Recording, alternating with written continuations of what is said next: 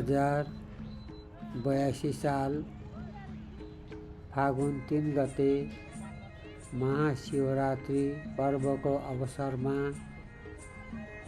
बुटोल र पाल्पाको सिमाना नजिकै रहेको चिरिया खोलाको काखमा कुइरे भिरको काखमा अवस्थित सिद्ध बाबा मन्दिरको दर्शन पूजन गर्न जाने क्रममा यो भिडियो लिएको हो। यस क्रममा बाटोभरि प्रसाद बेच्नेहरू, खाजा बेच्नेहरू, फलफुल बेच्नेहरू पनि लाम लागेर दर्शन गर्दै आफ्नो व्यवसाय गरेका छन्।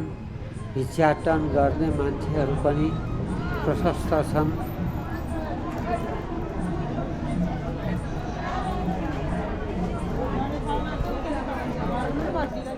यो सिद्ध बाबा मन्दिर पाल्पा दोभान वडा नम्बर 3 अवस्थित पुरानो प्राचीन सिद्ध बाबा मन्दिरको दोस्रो रूप भने पनि हुन्छ। पहिला 2016 सालभन्दा पहिला बुटोलवासीहरू माथिल्लो सिद्ध बाबा दर्शन गर्न समय परिस्थितिले विशेष गरेर बर्खायाममा दर्शन गर्न जाँदा पहिरो खस्ने र खोला बिचमा खोला नाला बढ्ने हुँदाखेरिमा दर्शन गर्न गाह्रो पर्यो। यसर्थ बुटोलका केही श्रद्धालु व्यक्ति भक्तजनहरूको प्रयासमा माथिल्लो सिद्ध बाबाको स्वरूप प्रतिमूर्तिलाई तल सारेर प्राण प्रतिष्ठा गरेर स्थापना गरियो र यो मन्दिर स्थापना गर्ने क्रममा बुटोलका अग्र समाजसेवी स्वर्गीय दिलबहादुर श्रेष्ठ, रामबहादुर श्रेष्ठ, चन्द्रमान लिगल, सङ्गरत्न तुलाधर, मोतीलाल श्रेष्ठ, उदयबहादुर ठकुरी, श्यामलाल श्रेष्ठ, पुष्परत्न गुबाजु, वैकुण्ठ कारन्जी, लक्ष्मी भक्त प्रधाना, जनकलाल कसजु, प्रेम प्रसाद लिगल, वैकुण्ठबहादुर श्रेष्ठ, धीर नरसिंह श्रेष्ठ आदि धर्मप्राण समेतहरूको सक्रियतामा सयौं श्रद्धालु भक्तजनको समूहले पञ्चे बाजा गाजा साथ विक्रम सम्वत 2016 स्थापना गर्नुभएको थियो। यस मन्दिरको निर्माणमा निम्न महानुभावहरूको पनि थप योगदान रहेको छ। हरिबहादुर सिंह, विशाल बममल्ल, हर्कबहादुर थापा, हिराप्रसाद सुवाल, अमृत प्रसाद ओझा, तोपबहादुर श्रेष्ठ, गोपाल श्रेष्ठ, कर्णबहादुर हिउँजु, लाल प्रसाद बस्याल, चिन्तामणि पोखरेल, प्रेम ताम्राकार। यो मन्दिर 2051 चैत 7 जिल्ला प्रशासन कार्यालय रूपन्देहीमा दर्ता भएको थियो र 2052-53 वैशाख 3 समाज कल्याण परिषदमा आबद्ध भयो।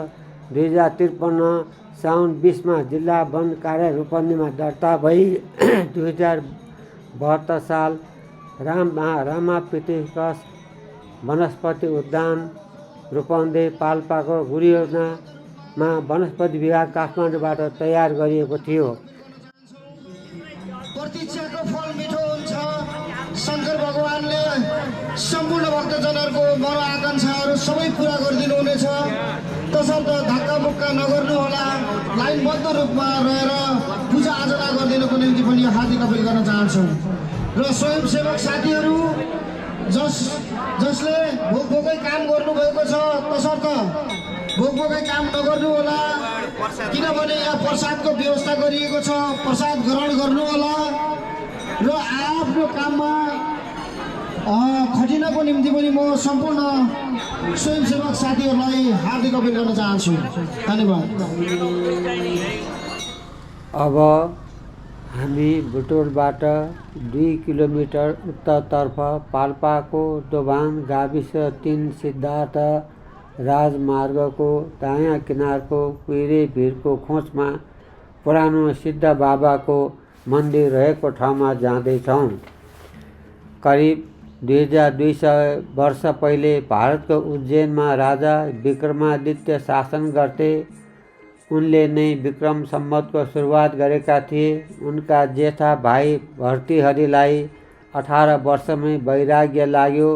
उनी गुरु गोरखनाथबाट दीक्षित थिए। तपस्या स्थलको खोजीमा उनी पाल्पाको दोभान आइपुगे।